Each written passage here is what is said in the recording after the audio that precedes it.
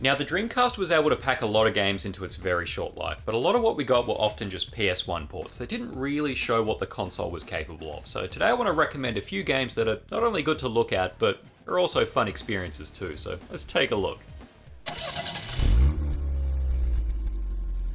First up, we've got Metropolis Street Racer, developed by Bizarre Creations and released first in the UK in November of 2000. A North American release soon followed in January the following year, but the Japanese missed out on this one entirely. Based on my standard amount of lazy research, this was meant to be a Western launch title but was ultimately delayed, and when it came time to bring it over to the Japanese market, the console had already been discontinued, so they didn't bother. Now, what is Metropolis Street Racer, I hear you ask? Well, it's a racing game in streetcars based in metropolitan areas. Surprising, I know. However, for this one, we're based in 3 different major cities from around the globe: London, San Francisco, and Tokyo.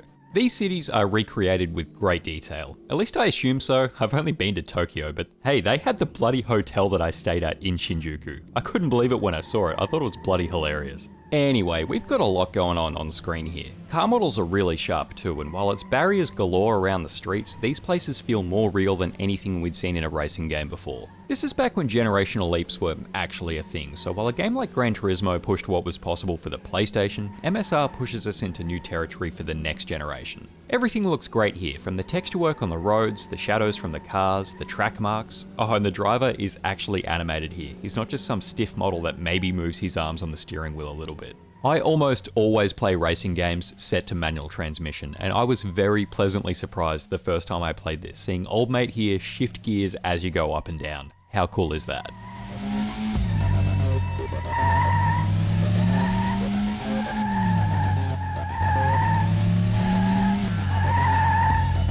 Now, this game is tied to the clock on the console and sets the time of day for each city based on the time zone you choose when booting up the game. Very creative stuff, and it means not every race is strictly set at one time. The Dreamcast isn't exactly a lighting powerhouse compared to the other consoles of the generation, sure, but the game does really well with the nighttime settings. I really love how these cities look with all the lights coming from the buildings. It doesn't stop with just the day-night cycle though. We've got some added weather effects that further add to the realism here. Maybe things are a bit rainy, or there might be some fog that I've seen people say the console can't do. This all spices things up a bit, as the game has plenty of variety but does have a lot of its many tracks overlap in the same areas of each city. There will be a little bit of frame dropping here and there too, but it's pretty minimal and overall performance is rock solid. How good is this game aside from the great presentation though? Well, I got totally hooked on this game when I first got it a few years ago. I'm not the kind of fella to play a heap of racing games, but I picked this one up for around $30-ish and I got well stuck into it. What sets this apart from other races is the kudos system, which is basically your in-game currency to progress through stages and unlock more cars. This system is both really interesting and at times incredibly frustrating. It's based on both skill and style, but these metrics can sometimes feel a bit broken. You are penalised for crashing, which is fine, sure, but you also get penalised for losing a race, failing a challenge, and you lose even more points for quitting. There's no restart here. Keep in mind, you can use the super secret controller input that boots you to the main menu, and you can get around all of that, but you didn't hear it from me. Anyway, maybe you mess up a turn or accidentally fuck up a gear shift and write off the whole race. Well, tough shit, you should have been better.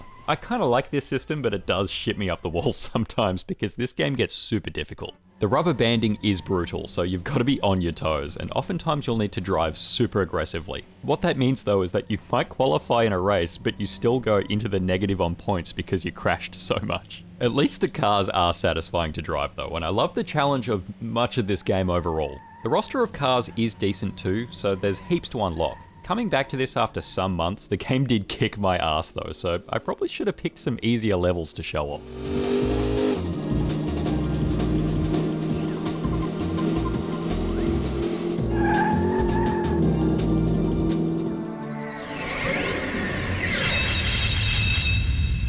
Sonic Adventure 2, developed by Sonic Team USA, hit the US in June of 2001, before the worldwide release later that same month. The game was released after Sega had discontinued the console and would be the final Sonic game to appear on Sega hardware. Later that same year, the game got ported over to the GameCube, and now we have to deal with a startling amount of people that seem to think that Nintendo owns Sega. Trust me, I still meet people who think that. Anyway, here we've got Sega going out with a bang, and while the original Sonic Adventure was a mind-blowing experience when it came out in late 1998, we've got something here more in line with what the console could really do. I mean, holy fuck, does this game look crisp. The textures are super clean, the random posters and signs littered about look great, and yeah, sure the skyboxes can be a little bit crunchy now, but for the time they do the job well. The colours in this game are fantastic too. People often go on about how the Dreamcast has this particular look with its games, and this is what they're talking about. It just oozes early 2000s good vibes. Everything is bright and fun like you want with a Sonic game, but it doesn't look cheap like some of the lesser experiences the series had become known for as the games moved forward. We can pick things apart, sure, like the pop-in here and there, but that's just nitpicking and wouldn't have really meant much back in the day anyway, especially with how the game more than makes up for it. Sonic and company look better than ever. The extra experience with this system has all of our characters and enemies looking excellent. The way enemies break apart as you attack them looks fantastic. It makes it all a super satisfying experience.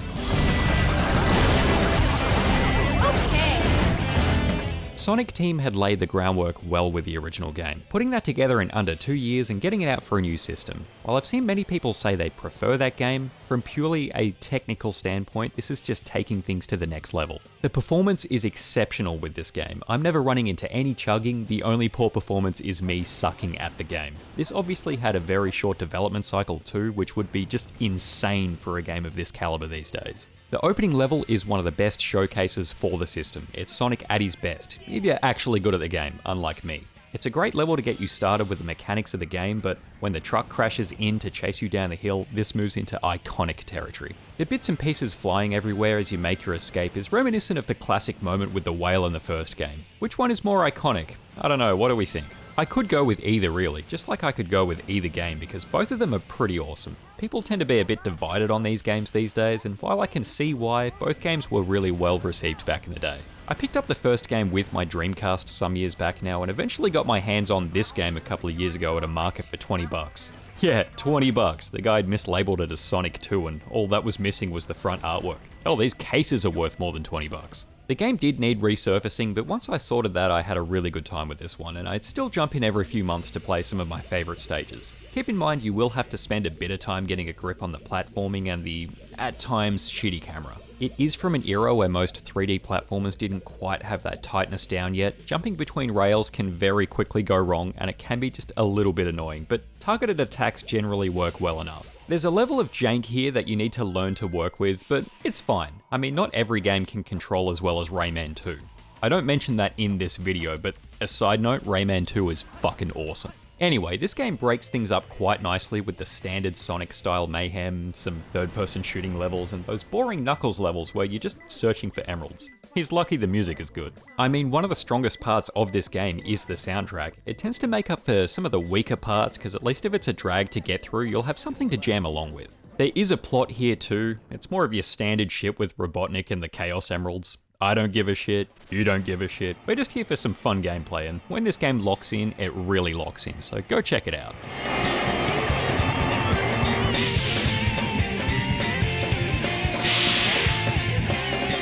Soulcalibur.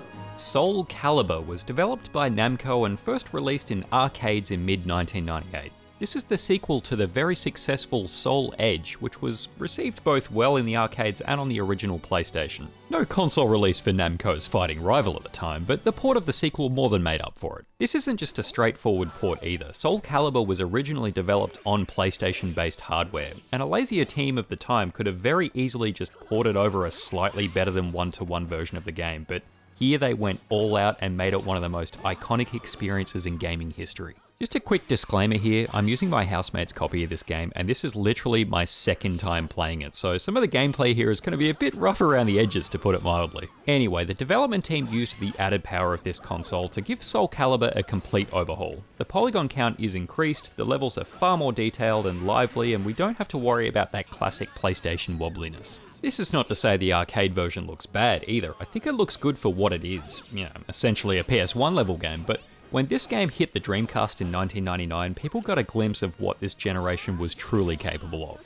This game came out a bit earlier for Japan, but It was a launch title for the North American market, and I can only imagine how mind-blowing of an experience this was for people buying their brand new next-gen system. The detail of the levels here was second to none. Everything from the reflections in the water, boats moving amongst the waves, fire bursting from the lava, it all looks incredible.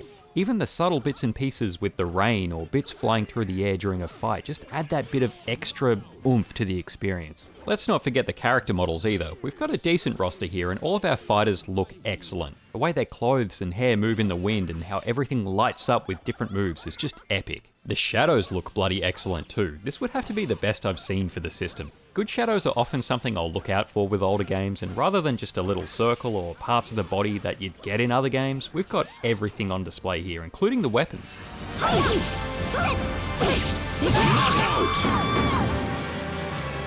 Sophia was seriously wounded, but the soul still burns. It's fairly obvious by now, but I don't play a lot of dedicated fighters. I might occasionally play something like Fighting Vipers, but I've often looked at these types of games as graphical showcases for their systems, and here is one of the best examples you'll find. Once I got past the shakiness during the tutorials and won a couple of fights, I was actually getting really stuck into this game too.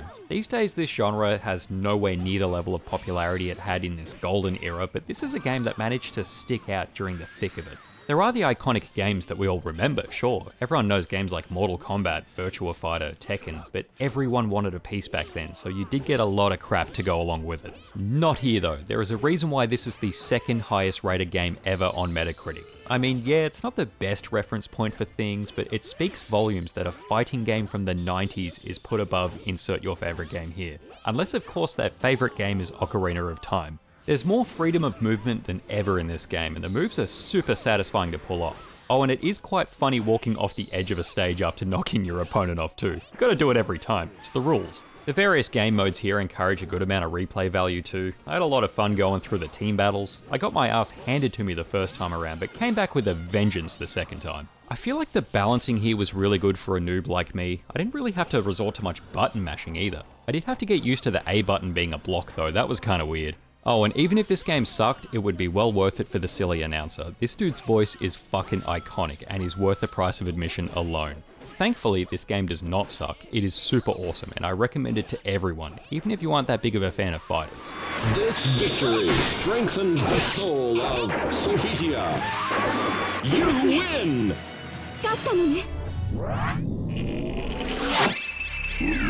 Le Mans 24 Hours, or in this case with the American release, Test Drive Le Mans, or seeing as this was developed by Infogrames Melbourne house, Le Mans 24 Hours. You can't. This game got various releases, and sandwiched somewhere in the middle is this Dreamcast version from 2000. This game is part of the long-running Test Drive series, which could very much be a quantity over quality kind of thing with just how many games they shat out in a small amount of time. This one, however, is actually quite a good game, and while it's not the best on the list, it has a few strengths making it worth talking about. There were a few different home console releases for this game, with the original PlayStation getting it first, but I'd say most would be more familiar with the PS2 release that came out in 2001. The PS2 and Dreamcast releases are very similar at a glance, but the usual Dreamcast sharpness is what gives it the upper hand in this case.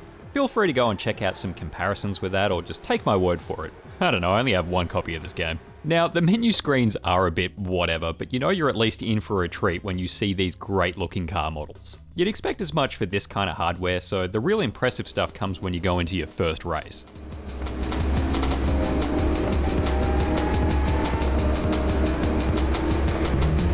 Yeah, not only are the car models nice and detailed, this game is more than happy to put a shitload on screen at once. And don't worry, this doesn't come at the cost of performance either. What you'll quickly realise playing this game is that it's very well optimised for the hardware, and while there's some expected pop-in throughout, this is a really smooth running experience. I never run into any chugging throughout any races. A really cool thing to note is that while this game is obviously based around a 24-hour race, you can play heavily condensed versions of said race. In the case of this footage I used here, I'm doing the 10-minute mode. What that means is that we see some really neat stuff that this game does with its day to night cycle. It switches super quickly in this mode, and I just love the transition. Racing during the night, or even just when the sun is setting, is when this game looks its best easily.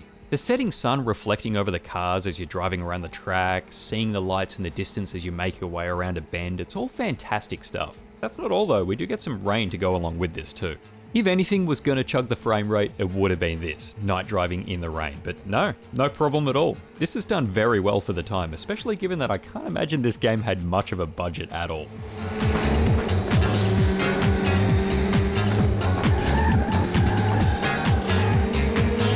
How does this game hold up overall though? Well, it's a very different kind of racer to Metropolis Street Racer, and while I prefer MSR overall, this game is a solid experience not to be overlooked. I would say this game is more accessible. I mean, there is still a fair bit of challenge here if you're after it, but this game doesn't punish you so harshly for making mistakes. Where one little fuck up in MSR can write off a whole race, this game can have a bit more leeway. There isn't a stack of tracks, but the various game modes provide a good amount of variety. If you don't want to go for a full Le Mans session, the championship races are more standard affair. You'll have to race 3 separate times for a series, and if you place good enough in each race, you'll have enough points to move on to the next one. If you do go into the Le Mans, you will have to focus on not only your driving, but the wear and tear on the wheels and your fuel level too. This is really only for the longer race times and is an excellent detail, pulling this more into simulation racer territory. The driving feels a bit more arcadey, I guess, but it works really well for what the game is trying to do, so give this one a go if you're a fan of classic racing games.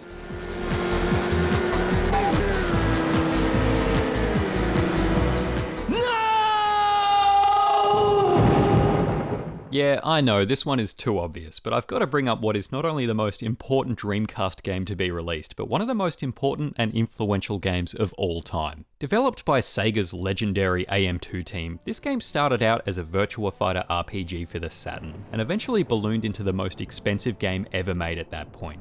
It was eventually released first in Japan at the end of 1999, and everyone else got it later the next year. For any newcomers that may stumble across this video, I have made a dedicated review for this game as well as its sequel, so if you like what you see in this video, go check them out. Anyway, after years of hit after hit, Yu Suzuki was given a crazy amount of money for the time to essentially make his dream project, and you immediately see the budget on screen. Simply put, games didn't look this good in 1999. If you wanted this level of detail, even in cutscenes, you were going to have to settle for pre-rendered, but here we've got everything you could possibly need running in-engine. We've got facial animation, hands that don't look like oven mitts, and even some impressive hair physics. Landy's hair alone in the opening cutscene is a great little showcase of the attention to detail. It's not tied down in any way and moves freely with his movements. The motion capture is really good too, but that's a whole other thing that this game is revolutionary with. Unlike your standard open world game of the era that would have to sacrifice lots of small details for grander scope, Shenmue is most famous for shortening its scope so you can have those small details. Along with those highly detailed character models, we've got some really good detailed objects to focus on too, as well as a lot of charming texture work in place of objects. I love this kind of stuff, and just digging around the house at the start of the game, while slow, is super fun.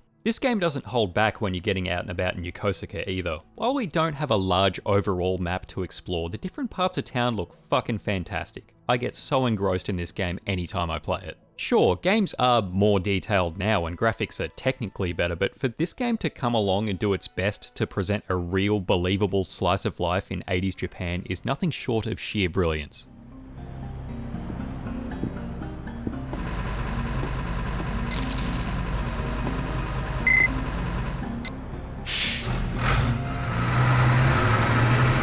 Let's not forget the excellent use of the day-night cycle and the changing weather. While it's nothing special now, what the game does do that's really impressive is that it bases the weather off real forecasts from when and where the game was based. One of the things that does look a bit janky in this game is the shadows for the characters, but that would be more a limitation with how much the game is having to focus on everything else. Maybe they could have done a little bit better with Shenmue 3, but that we'll never know. There are also those extra cutscenes you can access that explain the game with various different characters. These feature even more detailed models, so if you want a solid tech demo for the Dreamcast, this is it. Within the actual game though, any minor shortcomings are very easily made up for with how well everything is put together in this world. Simply just moving through the different areas, I get a certain feeling I never have with any other game of that era. It's difficult to describe.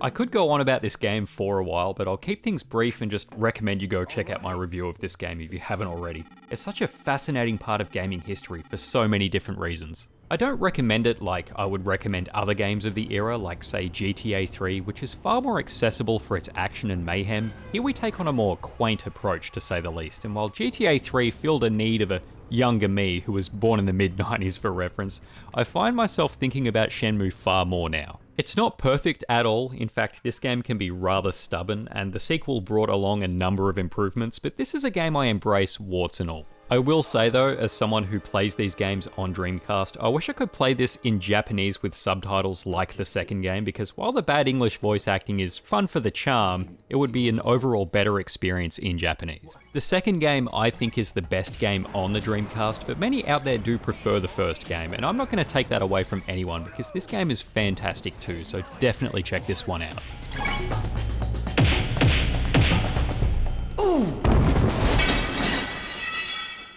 Well, there you go, a few good looking games for the Dreamcast that I recommend you all suss out. I do wonder what this console could have really done with a few more years on the market, but at least these games give us a little bit of a glimpse into what the console could do. Anyway, that's all from me today. I'll catch you next time.